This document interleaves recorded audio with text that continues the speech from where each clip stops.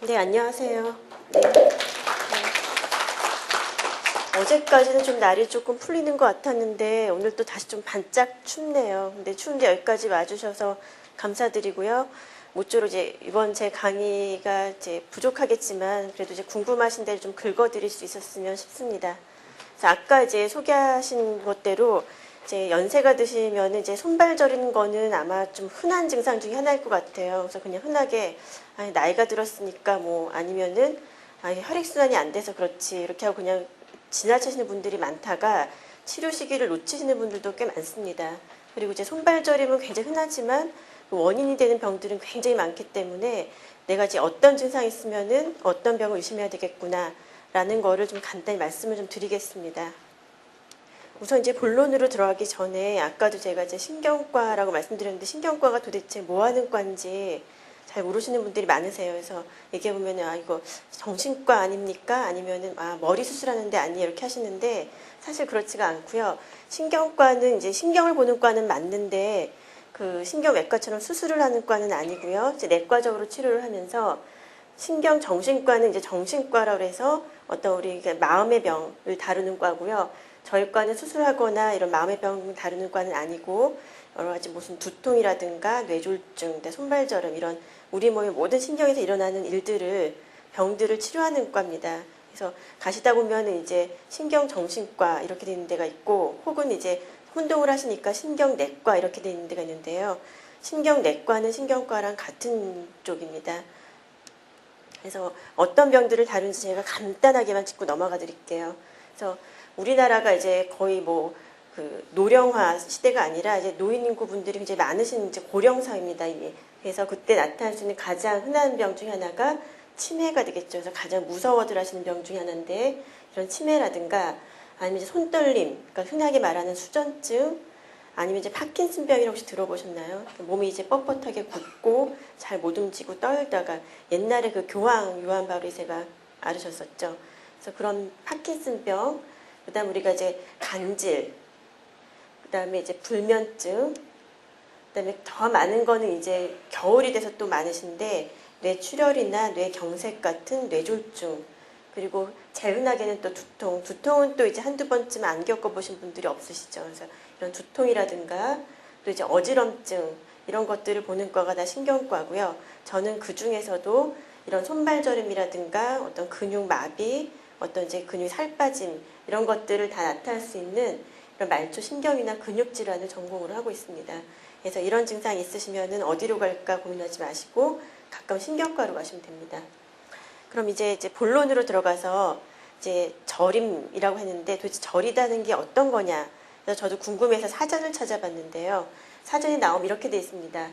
뼈마디나 몸의 일부가 오래 눌려서 피가 잘 통하지 못해서 감각이 무디고 둔하다. 그러니까 이렇게 보면은 꼭 혈액순환이 안 되는 것 같죠. 눌려서 피가 안 통하니까. 근데 그런 경우는 가장 대표적인 거예요. 오랫동안 무릎을 꿇고 앉아 있다가 일어날 때 어떠세요? 막 콕콕콕콕 찌르는 것 같으면서 저리고 막 마비되는 것 같아서 발을 잘 못 움직이시죠. 이런 상태가 아주 대표적인 사전에 나온 저림증이고요.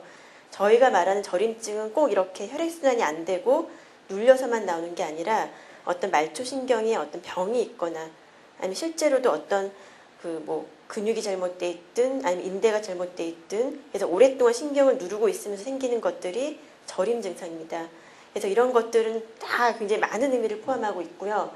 그 중에서는 이렇게 나오는 것처럼 혈액순환 장애로 나타나는 저림증도 있고 또 이제 여러분 걱정하시는 것처럼 중풍의 전조 증상으로 나타나는 저림증도 있습니다. 그러니까 저리다는 건 똑같지만 원인이 너무나도 많고 아주 가벼운 원인부터 해가지고 심각한 원인까지 매우 다양하기 때문에 제일 중요한 것은 이제 어떻게 저리냐가 제일 중요합니다. 그래서 제가 외래에서 보면은 이렇게 말씀하시는 분들이 굉장히 많으세요. 그러니까 똑같은 증상인데 표현하는 게 굉장히 다르시죠. 그래서 어떤 분들은 이제 근질근질하다 이렇게 가볍게 표현하시는 분들부터 해가지고 쏘는 것 같다, 막 칼로 째는 것 같다, 애긴다 이렇게 표현하는 분도 계시고요. 또 어떤 분들은 오히려 화끈거린다, 뭐 그래가지고 나는 이제 겨울에도 양말을 못 신고 있다 이렇게 하신다든지, 시리다 그래서 난 한여름에도 양말을 몇 켤씩 껴입고 있어야 된다. 이렇게 말씀하시는 분들이 많습니다. 그래서 이 위에 보시는 이런 것들, 근질근질하다, 찌릿하다, 조인다 이런 것들은 전형적인 신경병에서 볼 수 있는 증상들이고요. 그 다음에 어떤 온도 감각 같은 거 있죠. 그러니까 시리다, 따끔따끔하다, 뜨겁다, 화끈거린다 이런 것들은 그야말로 혈액순환이 안 돼서 생기는 증상들입니다. 그러니까 똑같은 증상이지만 혈액순환이 안 될 때하고 그 다음에 말초신경에 문제가 있을 때하고는 약간 조금 이제 증상이 좀 다르시죠. 그보다도 더 중요한 거는 도대체 어디가 저리느냐가 제일 중요합니다. 사실은 원인을 찾기 위해서는요. 그래서 어떤 분은 손발이 다 같이 저릴 수가 있어요. 두 손, 두 발이 다 저린 분 계시고 어떤 분들은 발만 저리기도 하고 어떤 분들은 손만 저리기도 하고 또 어떤 분들은 왼쪽만 저리기도 하고 이렇게 다 다른데 그게 굉장히 중요합니다. 그래서 나는 손발이 네 군데가 다 저리다. 그런 경우는 대부분 당뇨가 제일 흔하지만 당뇨 때문에 생기는 말초신경병이 굉장히 많고요. 그다음에 나는 한쪽 발만 저리다. 근데 나는 한쪽 손만 저리다.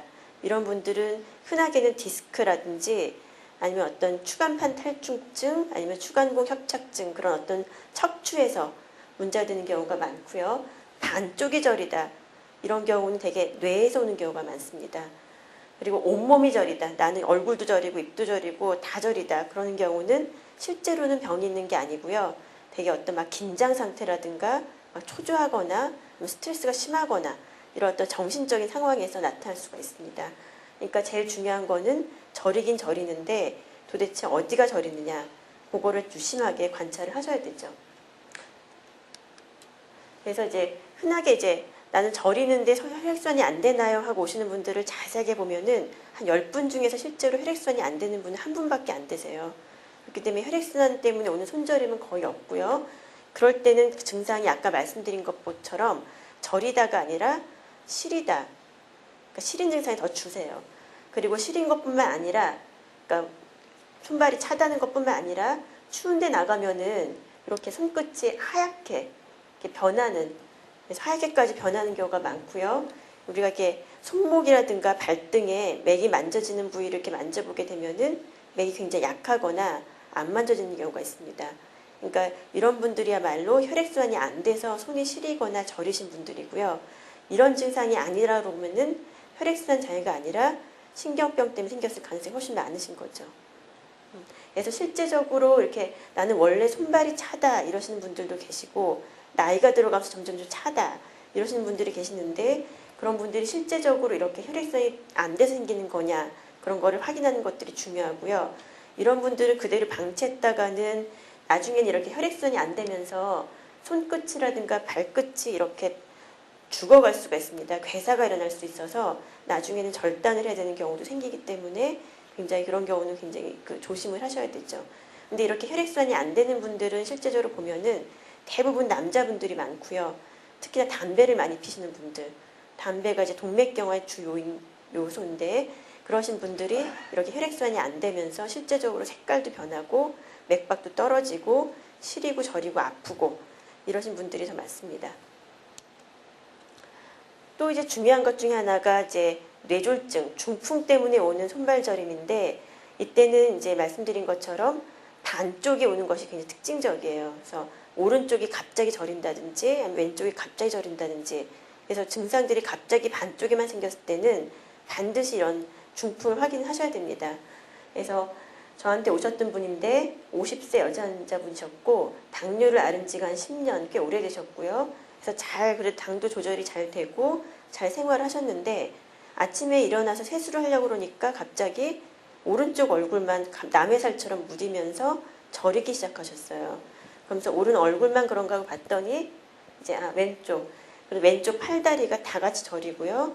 이분은 특징적으로 입 주위도 굉장히 저리면서 혀도 약간 얼얼한 느낌이 있으셨다고 그러십니다. 그래서 이제 깜짝 놀라서 오셨는데 들어오시는 걸 봤더니 이렇게 똑바로 걸어오시는 게 아니라 약간 왼쪽으로 자꾸 치우쳐지면서 쏠리듯이 하면서 걸어오셨어요. 그래서 이렇게 갑자기 생긴 반쪽의 저림, 특히 이렇게 당뇨라든가 고혈압이라든가 콜레스테롤이 높거나 이런 것들은 굉장히 이제 동맥경화를 유발할 수 있는 가장 중요한 요소들인데 그런 것을 가지고 계신 분들이 갑자기 이런 일이 생겼을 때는 반드시 중풍을 생각을 하셔야 됩니다. 우리가 흔히 중풍 그러면 반신불수만 생각을 하시거든요. 갑자기 마비되고 말이 안 나오고 생각하시는데 이렇게 드물게는 마비가 오지 않고 이렇게 감각 증상만 저리게 나타나는 경우도 있습니다. 그래서 보시면은 이렇게 뇌 사진을 찍어봤더니 혈관이 막혀가지고 이렇게 하얗게 보이는 부분이 발견돼서 이거를 치료를 하시고 좋아지셨던 경우입니다. 그래서 이제 뇌졸중, 흔히 말하는 중풍 때도 이렇게 손이 저릴 수가 있는데 그때는 중요한 게 이건 혈관이 갑자기 막혀서 생기는 거니까 증상도 없다가 갑자기 생겨야 되고요. 특히 이제 고혈압이라든가 당뇨, 그 다음에 이제 담배가 굉장히 중요합니다. 그런데 고혈압, 당뇨, 고지혈증은 이제 본인이 조심을 하더라도 어쩔 수 없이 유전적이거나 환경적으로 생길 수밖에 없는 그런 거지만 담배는 본인 스스로 의지대로 막 끊으실 수가 있는 거거든요. 그래서 굉장히 저희가 강조를 하는데 이렇게 담배를 피우시는 분이라든가 아니면 비만도 굉장히 중요한 요소입니다. 특히 이제 배둘레가 굉장히 중요해서 이렇게 배둘레가 이제 다른 사람보다 이제 이렇게 크신 분들, 복부 비만이신 분들이 대부분 나중에 고혈압이나 당뇨가 생기고 또 이런 뇌졸중이 오시기도 하세요. 그래서 비만도 굉장히 건강에 적인데 이런 동맥경화증이 생길 수 있는 위험 인자를 가지신 분들이 갑자기 반쪽이 저리면서 그 밖에 이제 어지럽거나 이런 다른 증상이 같이 있게 되면은 이거는 반드시 뇌졸중을 감별해 주셔야 되기 때문에 빨리 응급실로 오셔야 되는 증상들입니다. 그래서 아까 말씀드린 혈액순환 장애, 그 다음에 뇌졸중, 이 두 가지가 이제 가장 응급으로 어떤 처치를 필요로 하는 저림증이고요. 그 외에는 대부분 이게 갑자기 생기는 게 아니라 몇 달 혹은 몇 년을 두고 천천히 조그맣게 시작되다가 점점 부위가 커지는 그런 경우가 제일 많아요. 그래서 아까 보셨던 것처럼 혈관 질환 때도 손발이 저릴 수가 있고요. 그 다음에 스트레스라든가 어떤 그런 심리적인 요인 때문에도 손발이 저릴 수가 있습니다. 실제적으로 가장 많은 원인은 요 말초신경 질환입니다. 그래서 말초신경 질환 중에서도 요즘에 많은 게 손목골 증후군이 중년 여자한테 가장 많고요.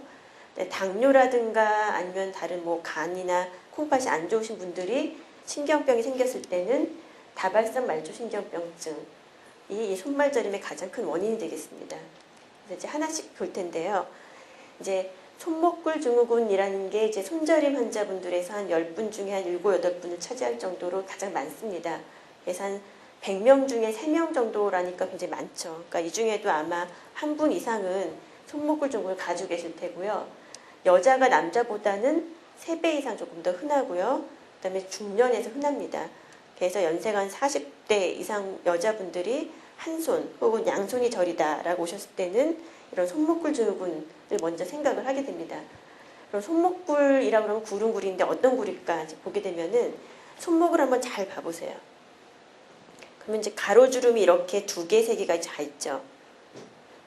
네, 그래서 이렇게 손목 주름이 이렇게 있고요. 그 안에 이제 피부를 벗겨보게 되면은 가로로 지나가는 그 주름 있는 부위를 지나가는 인대가 하나가 있습니다. 인대가 이렇게 있고요. 그 인대 밑으로는 이제 손가락을 움직이는 힘줄하고 그다음에 손가락으로 가는 신경들이 지나가고 있어요. 그래서 그 지나가는 부위가 굴처럼 생겼다고 해서 손목굴이라고 얘기를 하고요.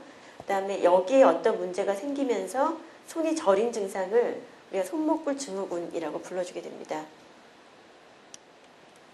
그래서 이 부위를 이제 딱 잘라가지고 보게 되면은 아까 말씀드렸던 손목 인대가 이렇게 지나가고 있고요.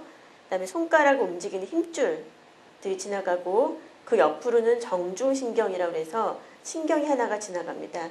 근데 이 신경은 어떤 신경이냐면은 우리 엄지손가락부터 해가지고 3개, 세 손가락하고 요 4번째 손가락의 안쪽 부분, 요 부분의 감각을 담당하는 신경이에요. 그러니까 당연히 이 손목굴에서 문제가 생겨서 이 신경이 문제가 생기게 되면은 손이 저리긴 저리는데 어느 손가락이 저리냐면은 요 3개하고 4번째 손가락의 안쪽이 저리게 됩니다. 그래서 그런 증상을 나타나는 게 손목굴 증후군입니다. 그래서 손목굴 증후군은 이제 병이 있을 때도 잘 오게 되는데 어떤 관절의 문제, 류마티성 관절염이라든가 당뇨병, 아니면 예전에 이런 손목에 어떤 뼈가 부러졌다든지 하는 이렇게 외상이 있었거나 아니면 갑상선 기능이 떨어지신 분들 아니면 여러 가지 스테로이드 약물을 드시는 분들에게서 손목골 증후군이 나타날 수가 있고요. 그보다 더 흔한 거는 반복적으로 손을 움직이는 경우입니다. 그래서 어떤 분들이 많냐면은 그 미용사분들 반복적으로 계속 이렇게 가위질을 하기 때문에 손을 자꾸 놀리게 되고요. 그리고 요즘에는 이제 맞벌이 부부가 많아지니까 친정 어머님이나 시어머님이 아기를 봐주시잖아요. 그러니까 아기를 계속 이렇게 안고 계시니까 계속 이쪽으로 눌리게 되고 압박이 되고 또 이제 깨끗하게 해주고 싶으니까 그 세탁기를 못 믿어서 다 손으로 빨래를 하세요. 그러니까 빨래하는 동작이 어때요? 힘을 줘가지고 계속 밀잖아요. 손아귀에 힘이 들어가고 또 빨래를 비틀다 보면 또 이렇게 손목을 비틀게 되고 그래서 그걸 자꾸 하게 되면은 이런 반복적인 손 움직임 때문에 이 안에 손목구리 압력이 자꾸 높아지게 되고 그래서 신경을 다치게 됩니다. 그리고 임신이나 비만은 이제 체중이 늘어나면서 손목골 안에도 무슨 지방이라든가 이런 것들이 많아지고 그런 것들을 신경을 눌러서 이렇게 손저림이 생기게 되죠. 그래서 임신 중에 손이 저렸다가 아기 낳고 나니까 좋아지더라. 그러신 분들도 꽤 계세요. 그래서 손목골 증후군의 증상은 아까 말씀드린 것처럼 손목골을 지나가는 신경이 3개 반, 3손가락 반의 감각을 담당하기 때문에 손이 저린데 이렇게 엄지손가락 쪽이 저리다. 근데 꼭 3손가락 반이 다 저린 건 아니고요. 어떤 분들은 2손가락이 저리기도 하고 심하신 분들은 실제적으로 검사를 해보게 되면 새끼손가락은 아무 이상이 없는데 5손가락이 다 저린 것처럼 느껴지기도 하세요. 그래서 여기서 보시게 되면은 이 엄지손가락부터 해가지고 3개 반 정도의 손가락이 저리고요. 그림 보시면 아시겠지만 이렇게 밤에 좀 심해져가지고 자다가 막 저려서 깨가지고 털고 주무르고 주무시기도 하고 어떤 제일 흔한 건 이제 전화기를 이렇게 들고 있으면은 손이 저려가지고 막 내려놓고 털어야 되고 또 운전을 하실 때 운전대 이렇게 잡고 있으면은 손이 저리니까 자꾸 중간에 막 흔들어야 되고 이런 증상들이 굉장히 특징적으로 나타납니다. 그래서 이제 손을 많이 쓰면은 그날은 더 심해지세요. 그래서 오늘은 내가 좀 제사가 있어가지고 뭐 이렇게 칼질도 좀 많이 하고 설거지도 많이 했다. 그랬더니 밤에 굉장히 많이 저렸다. 그러니까 손을 많이 쓰면 쓸수록 더 저리고 그래서 좀 쉬었더니 좀 나아지더라. 그래서 초기에는 이렇게 손을 쓰면 나빠졌다가 쉬면 좋아졌다 반복을 하다가 나중에는 손을 쓰든 안 쓰든 계속해서 저리게 되죠. 그리고 손을 털거나 주무르면은 잠깐은 좋아집니다. 그리고 이게 치료를 안 하고 그대로 방치해두게 되면은 이렇게 엄지손가락을 이렇게 보면은 볼록 튀어나와 있죠. 이렇게 엄지 두덩이라고 그래가지고 볼록 튀어나와 있는데 여기 없어져 버려요. 살이 빠져가지고요. 그래서 이런 식으로 평평하게 빠지게 됩니다. 근데 이 상태까지 가게 되면은 신경손상이 굉장히 심한 상태라서 굉장히 좀 주의 깊게 치료를 하셔야 되는 상태세요. 그래서 내가 그럼 이제 나도 손이 이렇게 엄지손가락 이렇게 저린데 혹시 내가 손목골 증후군이 아닐까라고 의심이 되시면은 가장 쉽게 해보실 수 있는 방법이 이 두 손을 이렇게 직각으로 굽혀가지고요. 가슴 쪽으로 이렇게 딱 당겨보세요. 이렇게 해서 심하신 분들은 하자마자 막 저리다 그러시고요. 한 1분 정도는 기다려 보셔야 돼요. 1분 정도를 기다리다 보면은 손이 점점 저려오시는 분들이 계실 거예요. 그래서 되게 이렇게 1분 동안 하고 있을 때 손이 막 저려오는 경우가 있는데 그런 경우는 양성률이 한 60에서 80% 됩니다. 그러니까 이렇게 했는데 나는 안 저리다. 그러니까 나는 이거 아니야 라는 건 아니고요. 되게 10명 중에 한 6명 정도가 양서로 나오니까 그 손저림이 이제 엄지손가락에만 국한돼 있으면 일단 진찰을 받아보시는 게 좋습니다. 그 다음에 우리가 틴넬 징후라고 해서 저희가 검사하는 건데요. 그냥 쉽게는 아까 보셨던 엄지주름, 그 손목주름 있죠? 손목주름 아래를 이렇게 꾹 누르시고 계시거나 손끝으로 탁탁탁탁 쳤을 때 조금 저릿저릿한 느낌이 있으시면은 이것도 손목골 증후군이 있으실 가능성이 굉장히 많습니다. 그러니까 이 두 가지 징후는 이제 병이 올 수 있는 그 신경을 막 자극을 해가지고 실제적으로 이제 저린 느낌이 있는지 그거를 이제 유발해 보는 것들이고요.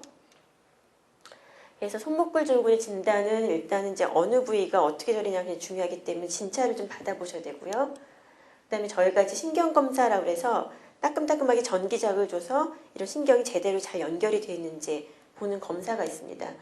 그 다음에 아까 말씀드렸던 것처럼 당뇨나 갑상선, 관절염 때도 많이 오기 때문에 이런 병이 있는지 사실 당뇨는 당뇨 대란이란 말도 있어서 점점 유병이 높아지거든요. 그래서 우리나라에도 10명 중에 3명, 4명 이제 몇 년만 지나면 거의 한 반 정도는 당뇨가 생긴다고 그래요.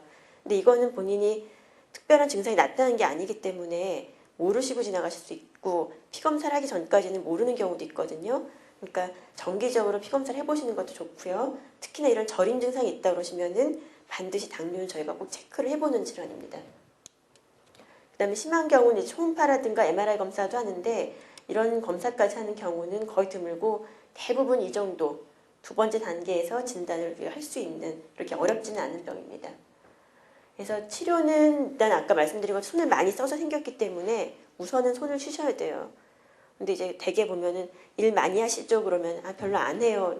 가정주부가 뭐 그 정도 하지 뭐 이렇게 하시는데 보면 하루 종일 가만히 안 계세요. 계속 뭔가를 하시거든요.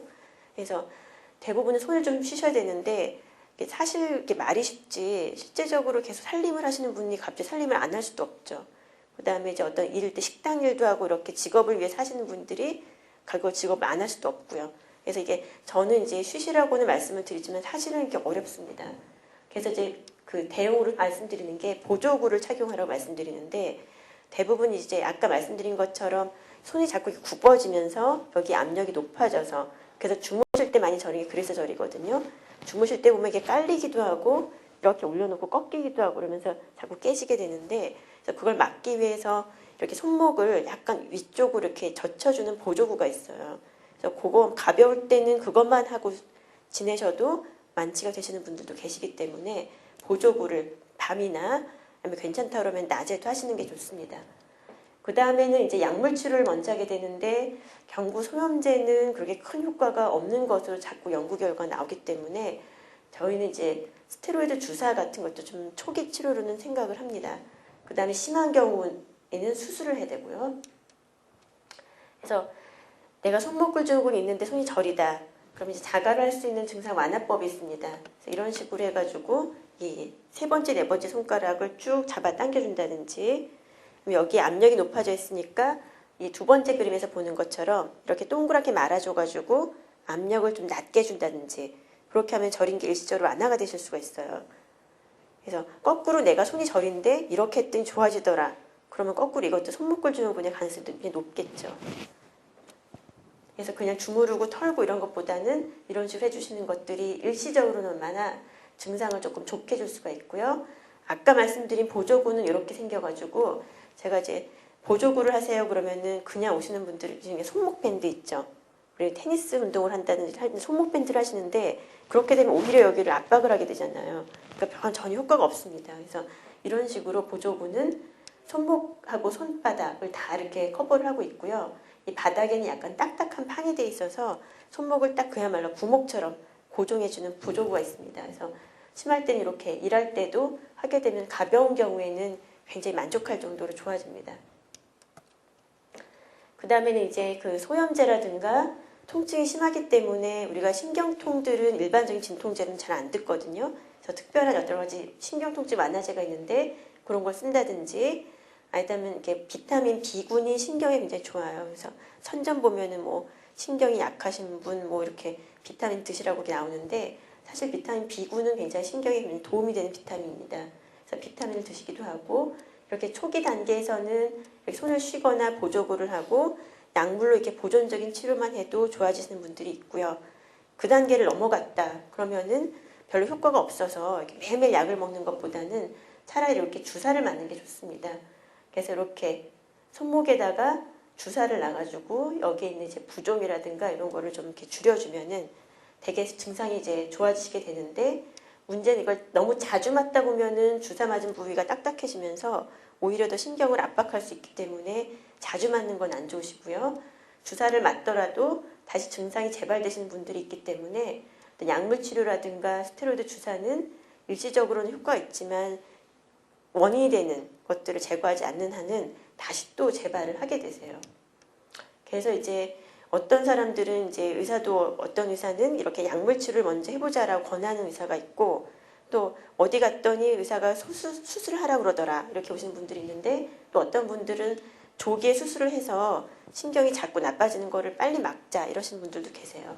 그래서 수술하는 거는 아까 손목 인대를 약간 좀 잘라줘가지고 안에 압박해주는 거를 이제 풀어주는 건데 내시경 수술하고 절개술하고 두 가지가 있습니다. 그래서 내시경 수술은 이렇게 조그맣게 손목에다 구멍을 넣어가지고 이렇게 인대를 약간 좀 잘라주는 거예요. 그러니까 흉터가 거의 안 남고 빨리 손을 쓸 수 있다라는 건데 일단 보이는 게 잘 안 보이니까 수술하는 사람 입장에서 굉장히 답답하죠. 그리고 수술이 충분히 안 될 수도 있고요. 그래서 예전에 했던 방식을 좀 좋아하시는 분들도 계시는데 이렇게 손목에다 이렇게 절개를 해가지고 인대를 직접 눈으로 확인을 한 다음에 그 부위를 느슨하게 잘라주는 절개술이 있습니다. 그래서 요거는 이제 확실하게 치료가 된다, 만족스러운 수술 결과를 보이지만 일단 이제 수술 부위가 이제 안정이 되려면은 한두 달 정도는 손을 이제 절대 쓰지 말아야 되고 길게는 뭐 3, 4개월까지도 손을 안정해야 된다. 그러니까 당장 내가 손을 안 쓰면 먹고 살 수가 없다 그런 분들한테는 굉장히 좀 권해드리기도 좀 미안스러운 방법이죠. 그래서 이렇게 이 손목골 증후군에는 치료 방법이 굉장히 다양하게 있고 초기에 치료하면 치료할수록 이렇게 수술까지 가지 않더라도 치료가 되기 때문에 되게 조기에 진단하는 것이 굉장히 중요하다고 할 수가 있죠. 그럼 이제 제일 많은 이제 손저림의 원인은 맞췄고요. 그 다음에 손저림의 원인은 이런 류마티성 관절염 때문에 오는 경우, 이거는 관절이 아프기도 하지만 관절을 지나가는 신경에도 염증이 생겨서 또 저리기도 할 수가 있습니다. 그래서 그런 관절염이 있을 수가 있겠고요.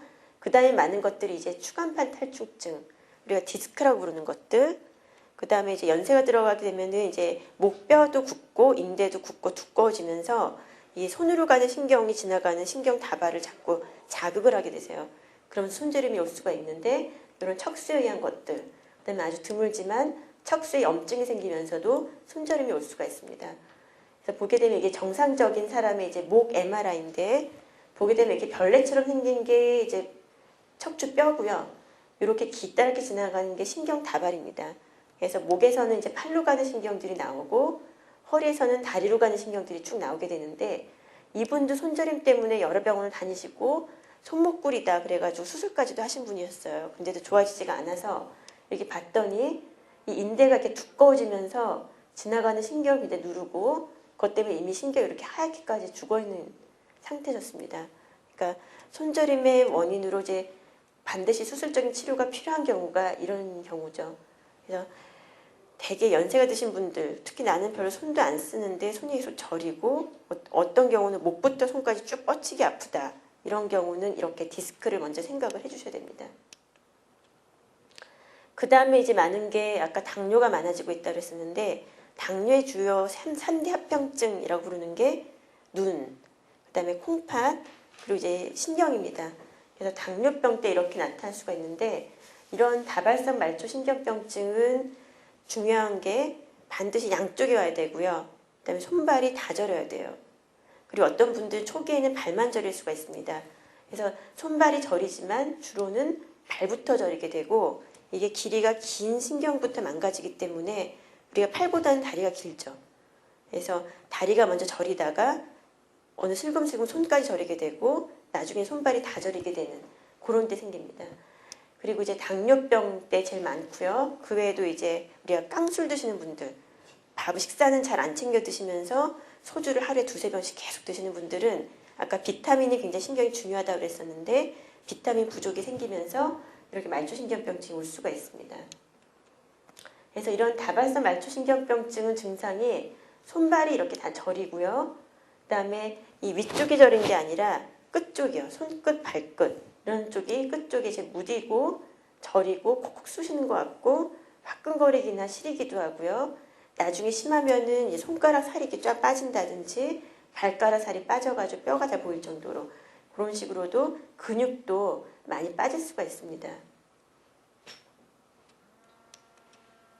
그래서 다발성 말초신경병 내가 손발이 다 저리다. 그러면 이제 마찬가지로 가장 중요한 게 이제 병력을 들어보고 진찰을 해봐가지고 이게 정말 다른 병이 아니라 다발성 말초신경병이구나 라고 이제 진단을 할 수가 있어야 되고요.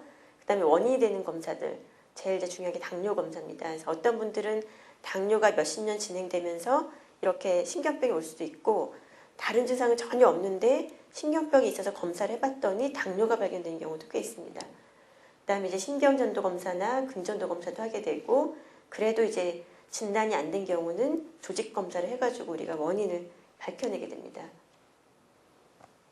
그래서 이 다발성 말초신경병증은 원인이 되는 병이 이것도 거의 한 몇십 개가 되기 때문에 꼭 아까 말씀드린 당뇨가 가장 대표적이지만요. 그래서 반드시 이제 전문의 진찰이 꼭 필요한 병이 되겠습니다.